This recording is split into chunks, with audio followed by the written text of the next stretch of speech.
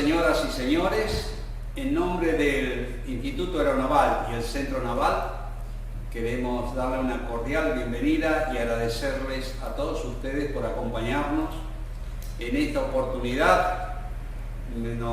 Tenemos el gusto de presentar al señor almirante veterano de la Guerra de Malvinas, don Enrique Molina Pico.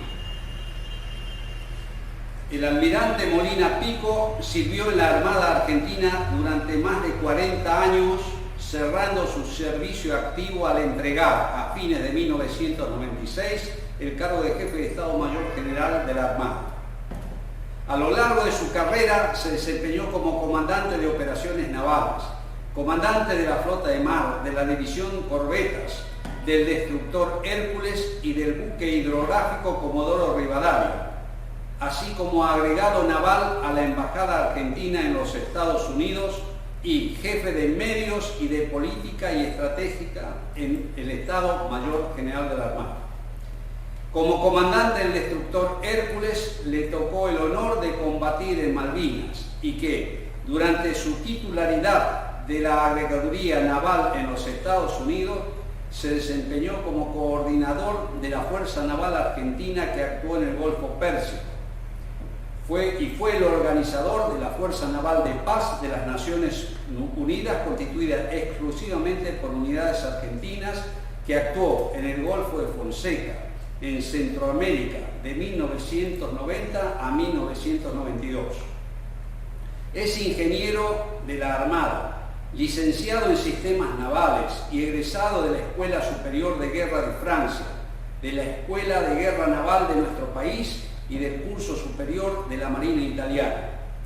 En el campo civil obtuvo el título de doctor en Ciencias de la Administración y el de licenciado en Relaciones Internacionales, ambos de la Universidad de Belgrano, y el doctorado en Ciencias Políticas en la Universidad Católica de Argentina. Fue rector del Instituto Tecnológico de Buenos Aires y directivo del Consejo Argentino de Relaciones Internacionales y presidente de la Academia del Mar. A continuación expondrá la Armada del principio del siglo XX y el desarrollo de su aviación. Señor almirante, muchas gracias por su presencia y lo escuchamos con mucha atención. Muchísimas gracias.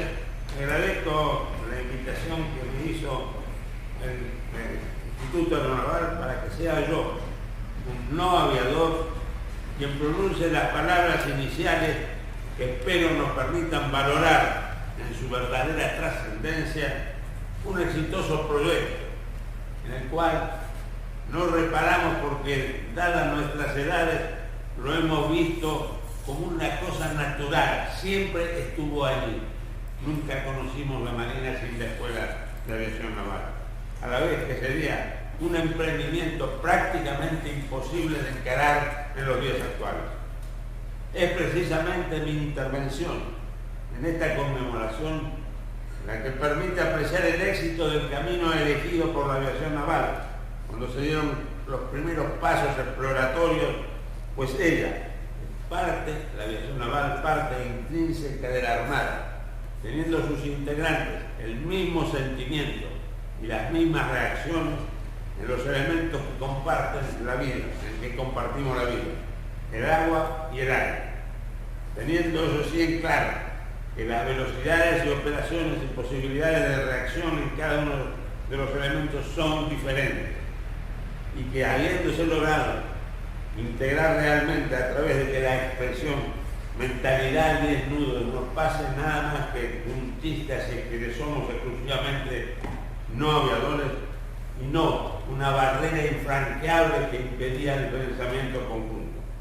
Ahora, 100 años después, podemos decir que el esfuerzo puesto en la tarea nos ha rendido 100 por 1.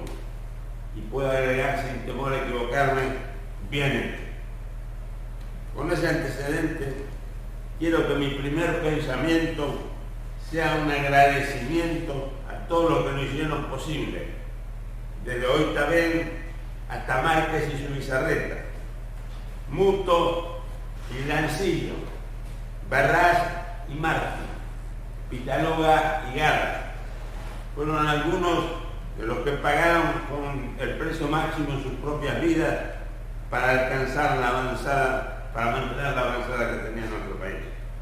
Pero como marino, puedo decir con orgullo, pero sin soberbia, que fueron acompañados por un conjunto de nuestros camaradas, que representaré con un reducido puñado de nombres de la vieja guardia: Lynch, de la Fuente Olleros, Vasos, Baroja, Laudelino Marcos, para que tomen la representación de todos los que hoy merecen nuestro agradecimiento, pues yo temo cometer omisiones y comienzo a nombrarlos. Echando una ojeada a los hechos y pensamientos de la época, tenemos lógicamente que preguntarnos: ¿fue la creación de la Escuela de Aviación Naval un hecho aislado a la respuesta lógica a planteos preexistentes en el espíritu popular de la Argentina? Si bien es cierto que la existencia de un espíritu popular con poder ha sido puesta en duda por algunos autores, analizando con profundidad la historia argentina, podemos apreciar, y con conciencia popular, correspondiéndose con ciertos valores y hábitos, se predicen respuestas, o bien esa conciencia popular condiciona, facilitando o dificultando decisiones propias de cada institución. Si estas condiciones se mantienen en el tiempo, podemos decir que se ha conformado un escenario estratégico en el que podrían enmarcarse muchos de los hechos vividos. En este caso, orientando el análisis hacia la Armada, podemos establecer en el periodo de análisis de 10 décadas, de una década, y considerar los aspectos relevantes en cada periodo. A título enunciativo, llamaría escenario número 1 entre 1880 y 1910. La Argentina entra decididamente en el camino del progreso. Número 2, del 1910 a 1940, la época de oro de la Argentina y de la Marina. Del 40 al 50, el cisne negro. Del 50 al 70, un modelo y dos visiones. Del 70 al 90, el modelo Stalin. Y del 90 en adelante, ¿y ahora qué? Ahora qué significa que somos nosotros quienes tenemos que dar las respuestas, no solo la historia. Basándonos en la historia, proyectarnos hacia adelante. En el escenario 1, 1880-1910, la Argentina entra decididamente en la era moderna. Debemos incluir como hechos determinantes que la guerra del Paraguay puso en la conciencia militar que es necesario tener un poder naval para poder asegurarse las operaciones, pues carecíamos totalmente de una escuadra, y las acciones fluviales y marítimas y navales fueron cumplidas por la Marina de Brasil, que dedicó a las operaciones 16 acorazados. Serán acorazados de ríos pequeños o grandes, 9 construidos en el Brasil, 6 o 7 construidos en Inglaterra. La guerra del Paraguay nos puso presentes ante nuestras propias limitaciones bélicas. Comenzó el establecimiento en 1880 de una estrategia marítima más adecuada, habiendo ido pocos años antes una flota al mando del Comodoro Pi a defender nuestra soberanía en Santa Cruz. En esta década también, con inicio en el 80 digo bien, se solucionó el problema de límites con Chile y se armó la escuadra necesaria. Solucionado el problema, se vendieron a Japón y a pedido de Gran Bretaña 2 cruceros acorazados, cuya construcción se finalizaba en Italia. El capitán de navío Manuel Gómez García fue invitado por el comandante en jefe de la Armada japonesa, el almirante Todo, a acompañarlo en los buques recién adquiridos y buque insignia de la propia escuadra. Se embarcó con todo, lo que hizo que hasta la finalización de la guerra estuviese embarcado en la nave que intervino en todos los combates, lo que incrementó el prestigio de nuestro país. La Armada dispuso también la profesionalización de todo su personal. Importante, como por ejemplo en 1891 se prohibió el acceso a la jerarquía de oficial, normalmente a la jerarquía de guardia marina, sin haber aprobado la escuela naval. Hasta 1891, casi 20 años después de la creación de la escuela naval, había más oficiales ingresados sin escuela naval que con escuela naval. Cuando digo se ordenó la profesionalización de todo el personal, comprobaremos, como diré más adelante, que se crearon las escuelas necesarias.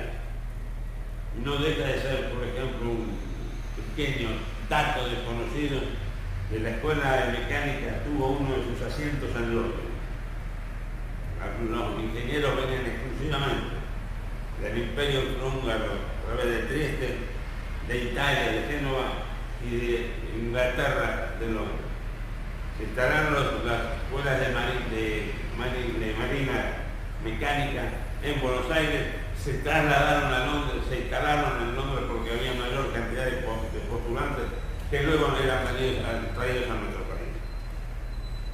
Se aprobó la ley orgánica el equivalente a la ley Richel y del Ejército, que permitió el retiro voluntario, con esquemas semejantes a los actualmente vigentes, cambiando exclusivamente algunos periodos. Dejaron el servicio en ese momento una cantidad de jefes y oficiales que habían hecho su carrera exclusivamente sobre las cubiertas, no adecuándose en la actualidad a las exigencias técnicas de los buques que se incorporaban. Eso permitió el retiro bastante cantidad de oficiales, que hoy no se nota, pero en aquel momento marcaba una diferencia entre los profesionales del mar y quienes habían sido exclusivamente guerreros. Se adoptó una ley orgánica estable que se adapta adecuadamente, teniendo los primeros almirantes después de Brown que accedían a esa jerarquía, los almirantes Mariano y Bartolomé Cordero y el comodoro Ruiz. Se incrementaron los apoyos a las zonas patagónicas, asegurando el abastecimiento de los distintos puertos y ciudades. Se inició una tarea permanente y continuada de cartografía, balizamiento y apoyo a la navegación. Se inicia el servicio militar obligatorio. La evolución del país y de la Marina llamaba la atención y facilitaban grandemente las relaciones internacionales.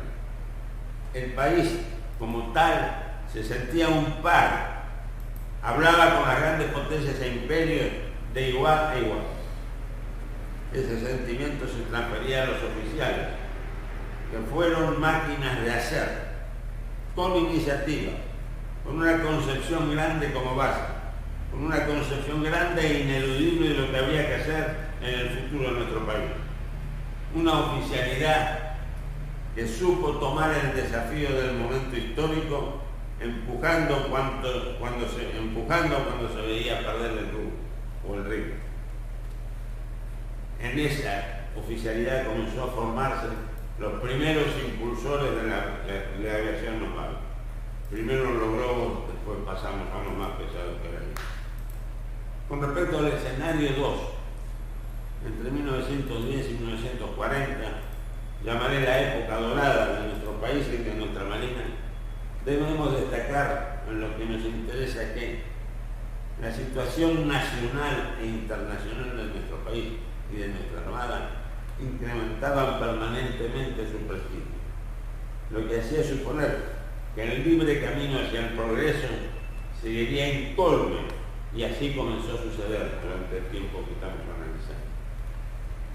He de notar que, por ejemplo, el ministro de Marina tenía acceso permanente al presidente de la República y que continuábamos a vivir un momento en el cual las relaciones de la Armada con la presidencia de la República permitieron que fluyeran unas cantidades de proyectos y de leyes que hicieron de esto una obra magnífica. Funcionaba en forma regular el servicio militar obligatorio. Durante la prestación de ese servicio, la Armada, que tenía una duración de 2 años en ella, no solamente se realizó una eficaz formación militar, sino también se logró que nuestro país tuviera una tasa de analfabetismo increíblemente baja. La Armada no solamente bregaba por la formación profesional de su personal, sino que también incorporaba el resultado del desarrollo de la ciencia como innovaciones operativas. Los mayores ejemplos son precisamente los submarinos y la aviación naval. Llegamos a la Primera Guerra Mundial, cayeron los imperios, se convulsionó Europa, sucedió el comunismo en el poder, surgen los Estados Unidos como nueva potencia mundial. Nuestro país declara entonces su neutralidad y la mantiene hasta el final de la guerra. La neutralidad era una cosa propia de un Estado soberano. Yo hago lo que me dicen mis intereses, no lo que me ordenan los demás. Ese era el pensamiento reinante en la República Argentina. Las décadas del 20 y del 30 ocurren disturbios en Europa, disturbios sociales generales y la guerra civil en España, a donde se envían un crucero y un destructor para evacuar refugiados. Durante este periodo la Armada gozó del apoyo del país como un todo.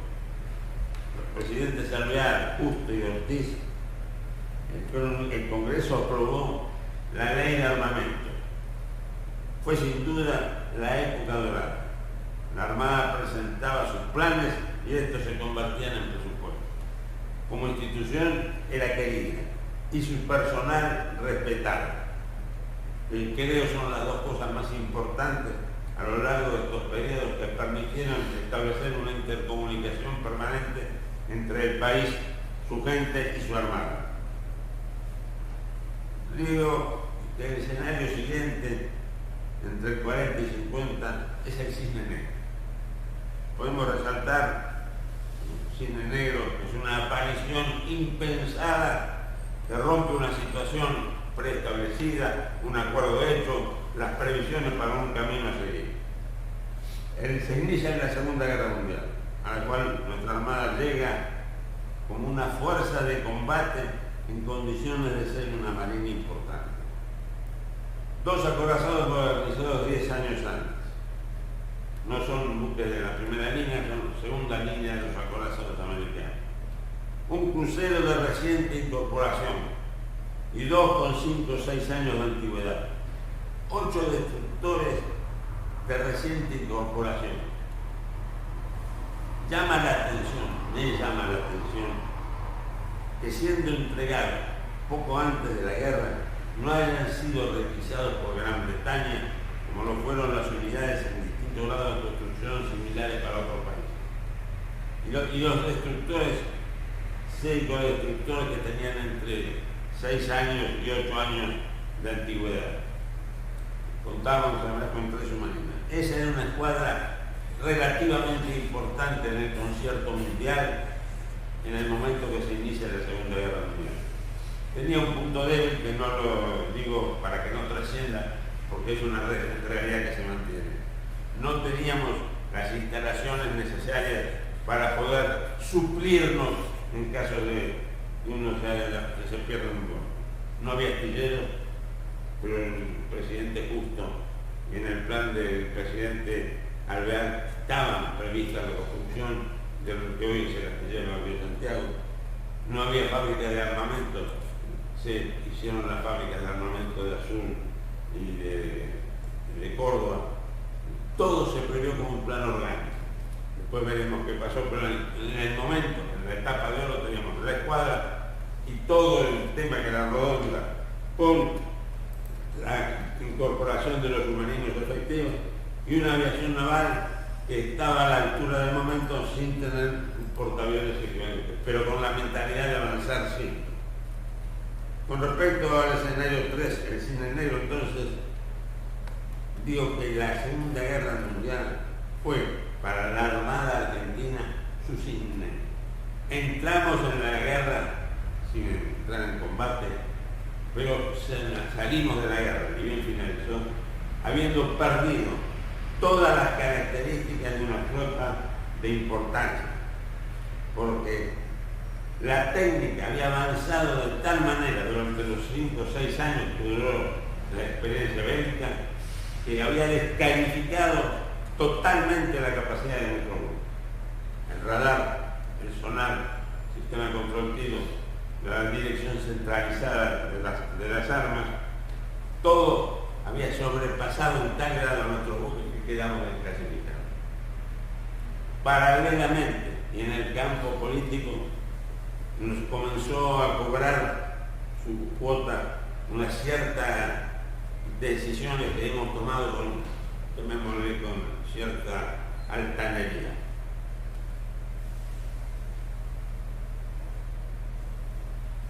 La neutralidad en el Primera Guerra Mundial fue adoptada con una unicidad de pensamiento en la población argentina prácticamente.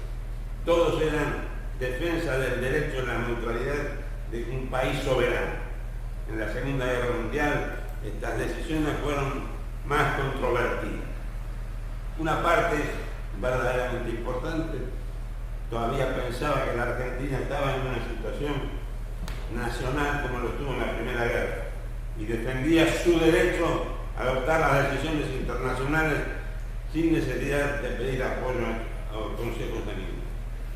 Otra parte lo hacía pensando en defensa de las ideas del eje, lícitamente verían la continuidad de las relaciones con Alemania y los restantes países.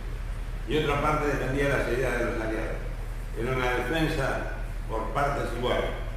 Esa defensa por partes iguales determinó que nuestro país fuera calificado de ahí y para siempre, por lo menos hasta los años recientes, como un país protector de los nazis, lo cual tendría su problema en las provisiones para la flota. Finalizada la guerra, este cisne negro comenzó a pesar.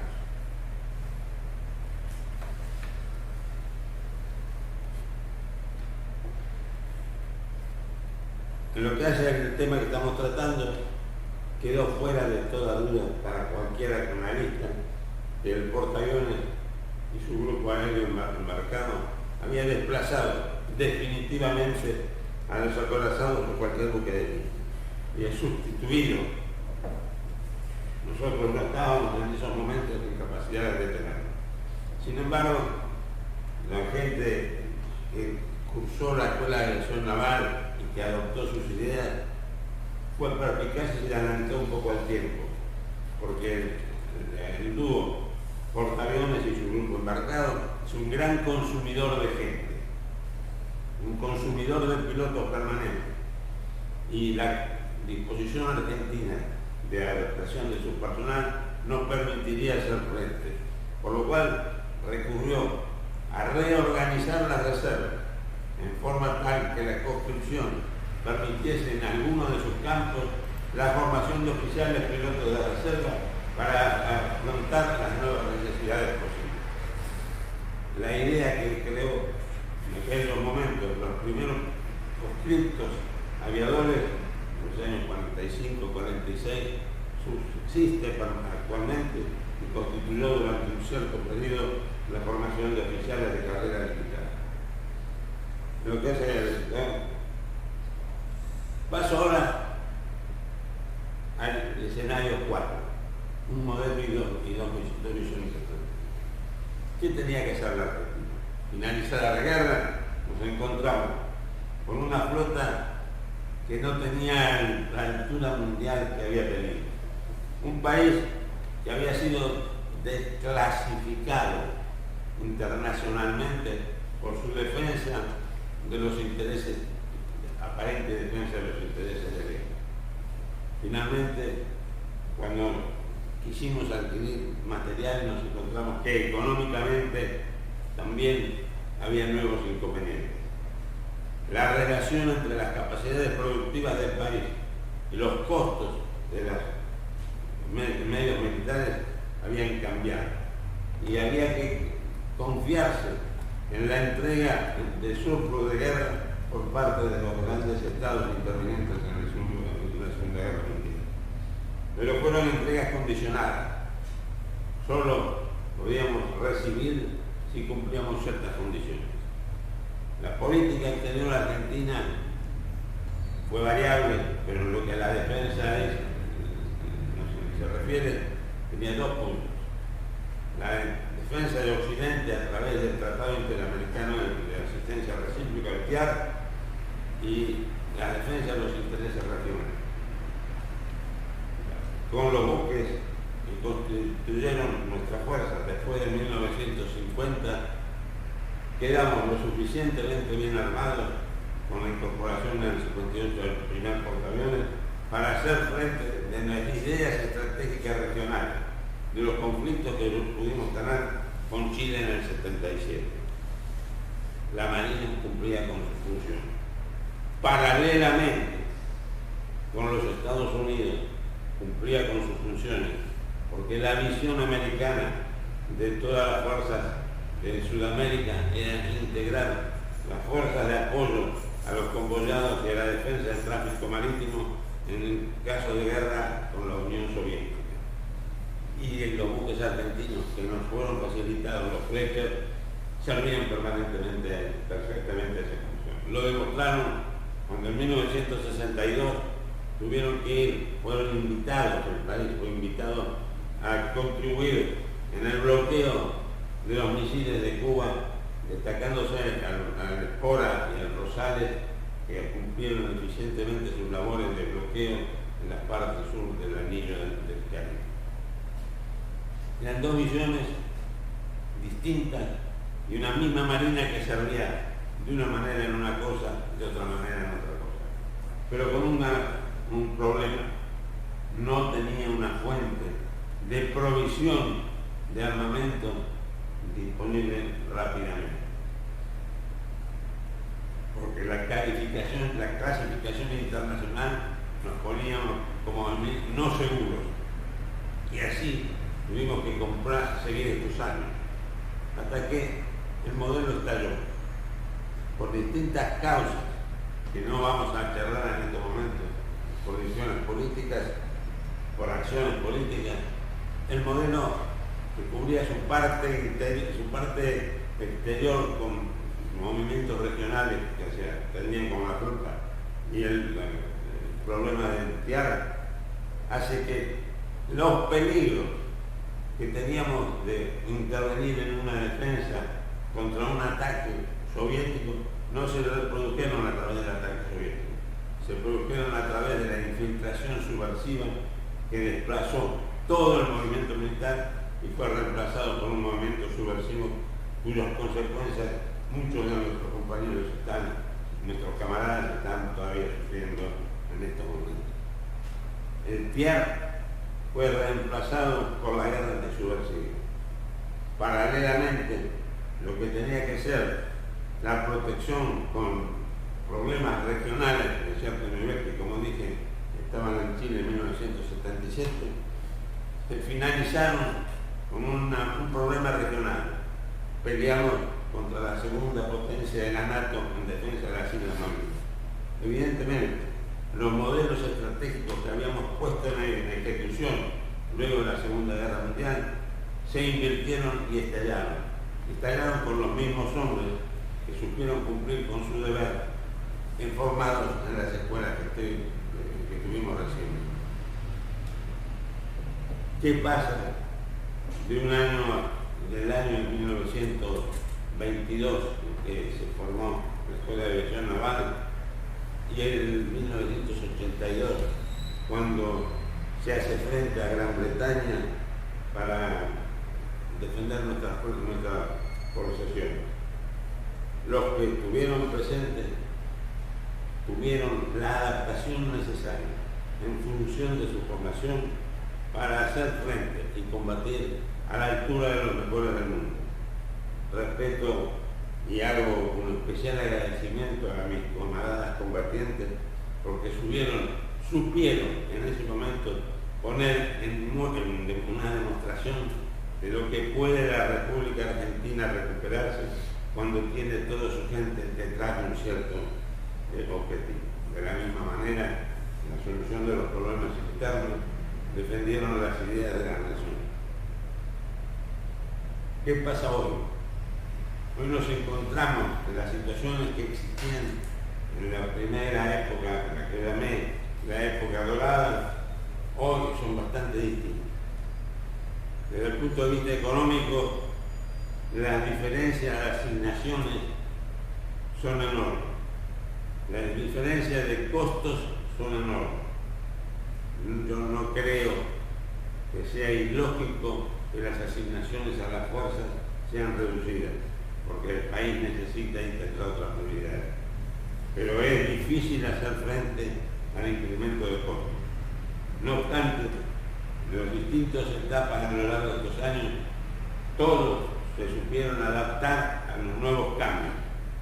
Y hoy es necesario adaptarse a nuevos cambios, con los medios disponibles, previsibles en el futuro, medios económicos.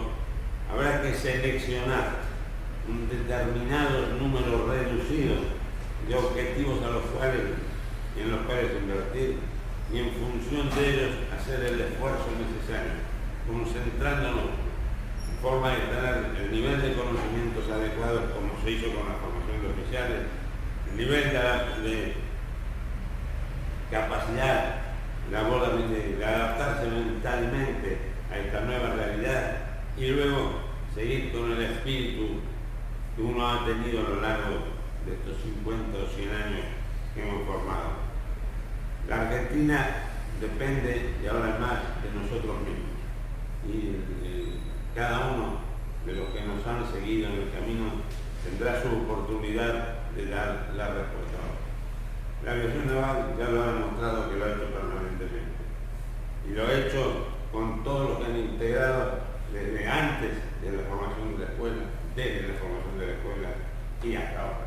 Así que agradezco, felicito a mis camaradas de la aviación naval, agradezco la invitación y confío que en nuestro país sabremos seguir adelante aún estas horas de peligro. Muchas gracias, señor almirante. Realmente es un gran honor que usted, señor, haya dispuesto de este tiempo para, junto con el Instituto Aeronaval, poder poner de manifiesto estos 100 años de desarrollo de la aviación de la Armada.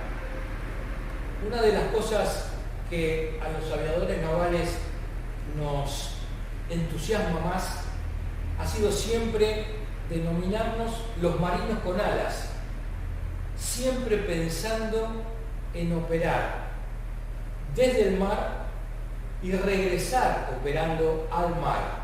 Es nuestro escenario natural y en ese escenario ha sido siempre el lugar donde nos hemos sentido más cómodos. Hemos aprendido a estar en el mar y hemos aprendido a operar en el mar. Ahora bien, ¿dónde nacieron estas ideas? ¿Dónde se forjó este espíritu? Y este espíritu se forjó en esta casa, en el Centro Naval. El Centro Naval fue el lugar donde se juntaron las ideas, las de los jóvenes marinos de la época, las de los experimentados marinos de la Guerra del Paraguay, y donde se afrontó el desafío de enfrentar la tecnología. El grupo de oficiales que creó el Centro Naval fue quien le dio a la Armada esa posibilidad de visión técnica. Fueron los hombres que se reunieron en esta casa, nuestra casa, para debatir las ideas de la época. No es ajeno a todos nosotros que este movimiento inicia con la generación del 80, una generación que en nuestro país marcó la huella de la incorporación del país colonial que conocíamos del siglo XIX, orientado a ese nuevo país, a esa nueva nación que se desarrollaba en el siglo XX. En su libro Los marinos de la generación del 80, el capitán de navío don Guillermo Andrés Oyarzábal menciona que dentro de la clasificación de las fuentes éditas de la época, el boletín del Centro Naval, el boletín que se edita desde el año 1882 y que se continúa editando hasta la fecha, fue la publicación más significativa para la Marina de Guerra, porque en este boletín era donde se plasmaba la tecnología, era donde se plasmaban las ideas y se proponían los proyectos a los cuales hizo mención el señor almirante Molina Pico. Paradigmáticamente, nuestro país, desde la Guerra del Paraguay, venía observando el desarrollo de los medios aéreos. ¿Por qué? Porque en la Guerra de la Triple Alianza, un oficial de artillería e ingeniería de origen polaco, el capitán Chodasiewicz, fue contratado por nuestro país e incorporado a las fuerzas argentinas bajo el mando del general Mitre. Él había participado en la Guerra de Secesión en los Estados Unidos, haciendo las primeras observaciones del tiro de artillería con globos cautivos. Y fue así como, a través de una gestión en ese momento de Brasil, se obtiene el primer globo cautivo para hacer observaciones del campo de batalla y la conducción del tiro eficaz de la artillería, y es el capitán Roberto Chodasiewicz quien, a instancias de Sarmiento, fundador del Colegio Militar y de la Escuela Naval, en octubre de 1865 se traslada hacia el norte de la ciudad de Corrientes y allí hace las primeras observaciones para arreglar el tiro de la artillería de los aliados en la segunda batalla de Tuyutí, el 8 de julio de 1867. Esto se hace a través de un globo cautivo, y en ese globo cautivo, a través de una simple comunicación por una línea de sonido, se da y se arregla el tiro de artillería. Hoy los restos del capitán Chodasiewicz descansan en el cementerio de la Recoleta. A su vez, los marinos argentinos seguían investigando el uso del aire y los medios aéreos. Y entonces pasamos a seguir, y hay artículos en el boletín del Centro Naval que hablaban de los planeadores cautivos, planeadores que se remolcaban a popa de los destructores y de los cruceros, con un observador que también, a través de una línea de sonido, comunicaba el pique de la artillería. Era lo que hoy podríamos llamar la antesala del helicóptero de observación. El primer artículo en el boletín del Centro Naval aparece en 1891 y trata sobre los globos cautivos empleados como vigías, donde se describe básicamente el empleo militar hecho por los rusos en la guerra francesa en el Mediterráneo, y esto da lugar a que aparezca un creciente interés en la sociedad argentina sobre la aeroestación. Es así como en 1907, don Aarón de Anchorena, quien ya había practicado la aeroestación en Francia, realiza, acompañado por el ingeniero Jorge Newbery, la primera ascensión de un globo en la República Argentina, el Pampero, el 25 de diciembre de 1907. Pronto fundarán Anchorena, Newbery, el ingeniero Macías y otros deportistas civiles el Aeroclub Argentino, que nace a la vida el 13 de enero de 1908. A partir de los festejos de mayo, comienzan entonces las actividades de los más pesados que el aire.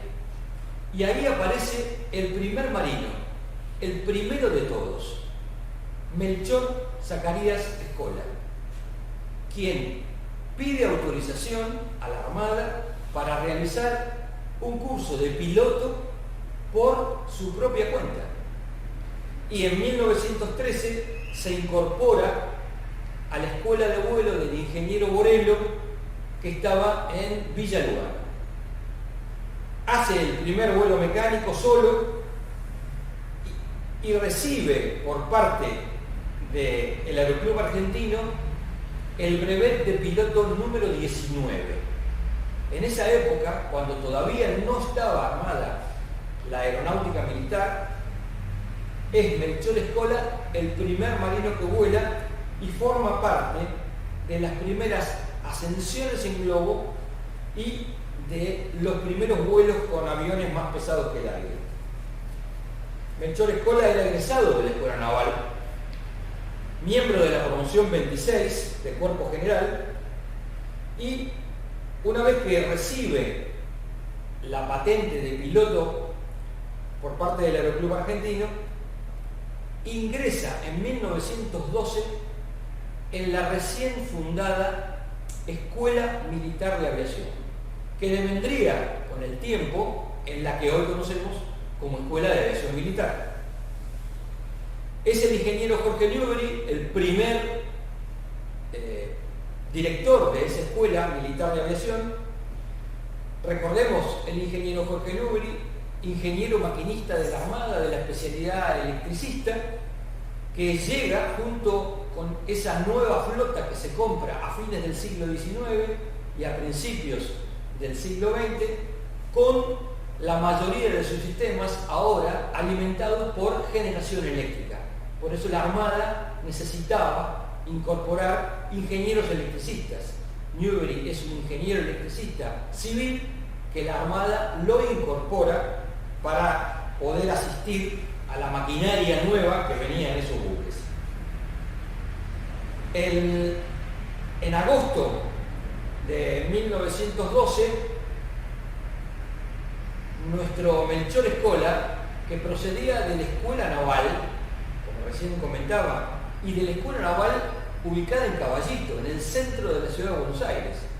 Recordemos que la Escuela Naval tuvo varios lugares de funcionamiento. Primero estuvo embarcada, después pasó a tierra, a este edificio en la región de Caballito, en la ciudad de Buenos Aires, y luego se incorpora también un grupo reducido de suboficiales mecánicos que empiezan a tener inquietudes de vuelo a raíz de la aparición en una escuela de Ensenada de nuestro primer caído en la aviación, el condestable don Joaquino Itabén. Condestable que era nacido en Vigo, España, incorporado a la Armada, y también, de la misma manera que lo hizo Melchor Escola, se dedicó a adquirir el conocimiento para volar en una escuela civil. Cuando esto ocurre, junto con Oitabén, inicia ahora el segundo curso en la Escuela Militar de Aviación, el teniente Sarmiento, de la promoción 14 de la Escuela Naval. Fíjense que no hay una formación y una asignación de oficiales y suboficiales permanentes. Estamos hablando de los precursores, estamos hablando de esos hombres que decidieron por sí mismos enfrentar un mundo desconocido, un ambiente desconocido, siempre con el objetivo de ver cómo ese nuevo ambiente se podía aplicar a las operaciones navales. Este desarrollo es así, y el teniente Melchor Escola es enviado por la Armada previo a la Primera Guerra Mundial a Europa y a su regreso es el que presenta uno de los primeros trabajos para relacionar el medio aéreo con las actividades navales. O sea, en qué podría la Armada utilizar esos medios que habían desarrolladose de una manera tan extraordinaria durante la Primera Guerra Mundial. Hablamos de los dirigibles, hablamos de los globos de observación, hablamos de los aviones de caza, hablamos de los aviones de exploración, hablamos de los aviones de guerra antisubmarina. Un mundo absolutamente nuevo que debía desarrollarse en tanto y en cuanto la nación y la Armada se pusieran de acuerdo. O sea, que la Armada fuera lo suficientemente precisa en exponer cuáles eran las necesidades que esos nuevos medios iban a satisfacer. Pero lo primero que surge, y esta es la razón de esta primera conferencia del ciclo de 4 que va a impulsar el Instituto Aeronaval a lo largo de este año, lo primero que debía surgir era una escuela de formación. Ya no podíamos hablar simplemente de gente que fuera a hacer cursos en escuelas privadas, no podíamos hablar solamente de pilotos que se formaran en la Escuela Militar de Aviación, porque había que aprender a volar hidroaviones. Y aprender a volar hidroaviones implicaba estar en el mar. Y es así como luego de que llegara al país la misión italiana en 1919, resulta que el vuelo en la Armada empieza a ser orgánico. La misión italiana reemplaza a los aviones utilizados en Barragán y en la Escuela Militar de Aviación, y aparecen los primeros hidroaviones. Los primeros hidroaviones que obligan a formar mecánicos, y el primer grupo de oficiales y suboficiales que entienden ahora de la mecánica de la aviación surgen del arsenal naval del Río de la Plata. Nuestros carpinteros navales, nuestros carpinteros de ribera, aprenden la técnica para poder trabajar sobre la madera de los aviones, y empiezan a desarrollarse los primeros carpinteros aeronáuticos. Todo eso tiene como objetivo marcar el gran esfuerzo de los precursores, marcar el esfuerzo de Escola, de Oitavén y de los 3 primeros oficiales navales que van a hacer curso de vuelo a una escuela en el exterior, que son los alférez de fragata Marco Sar y Seferino Puchán, y el teniente de fragata Fitzsimon.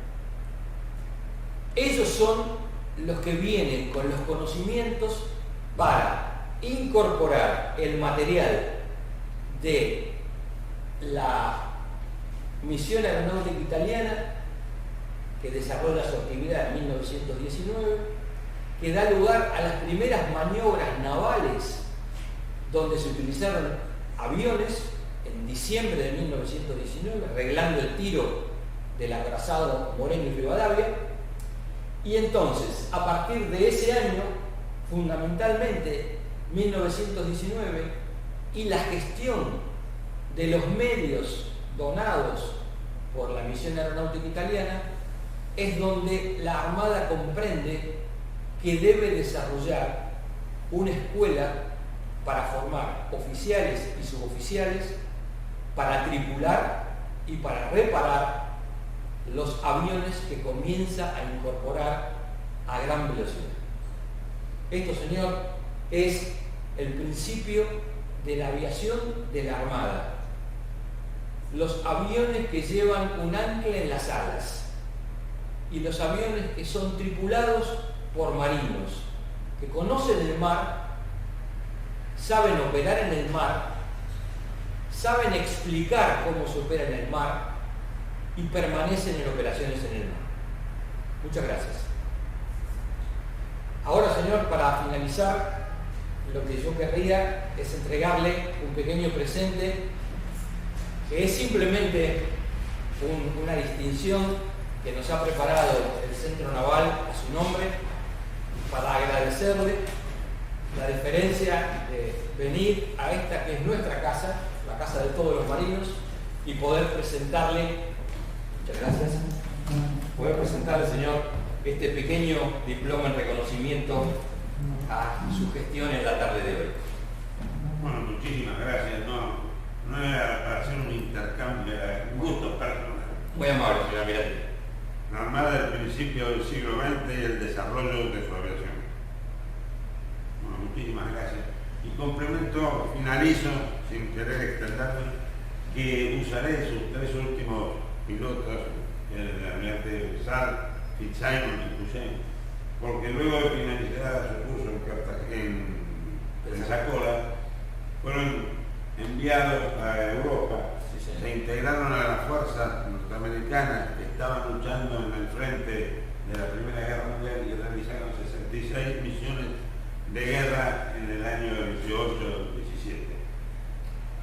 Realidad que nos permitió a nosotros los argentinos sobrepasar la oposición política interna para cuando mandamos los buques de la escuadra a Golfo Pérsico. Porque teníamos los antecedentes de las acciones de los 3 oficiales de Marina que habían sido enviados por el gobierno con autorización para luchar en Europa. Muy amable, señor. Muchas gracias, un excelente dato. Buenas tardes a todos y muy amables. Muchas gracias.